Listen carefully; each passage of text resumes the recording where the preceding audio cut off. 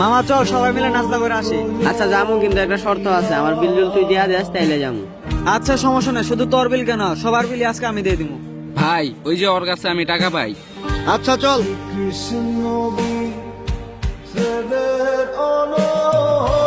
কিরে আরিফ, তোর কাছে না টাকা পাই? টাকা কখন দিবি? এতদিন হয়ে গেল। টাকা দিতে পারবি না তাহলে নিলি কেন? ভাই আমার আর একটা দিন সময় দেন, আমি যেমনি হোক আপনার টাকা ম্যানেজ করে দিব।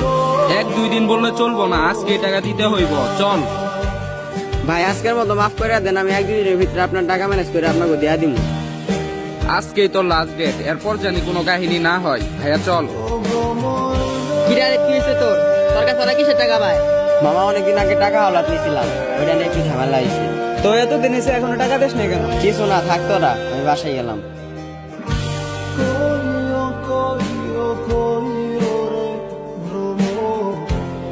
চল মামা আমরা সবাই মিলে একটা কাজ করি, হাওলাতের টাকাগুলো আমরা দিয়ে দিই।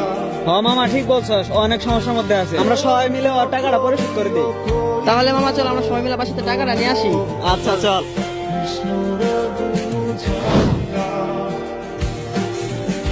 আপনি আরিফের কাছে কত টাকা পান? 5,000 টাকা পাই, তা আমি 1,000 দিছে, আর 4,000 টাকা পাই।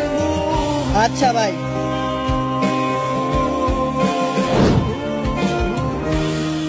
ভাই হ্যাঁ বল। ভাই আমি তো টাকা ম্যানেজ করতে পারি নাই, বাসায় আব্বুরে জানাইছি, আব্বু বলছে তোর ফোন বিক্রি করে টাকা দিয়ে আসি, তাই আর কোনো উপায় না পেয়ে ফোন দিতে আইছি। আচ্ছা ভাই, তোর টাকাগুলো তো তোর বন্ধুরা দিয়ে দিছে।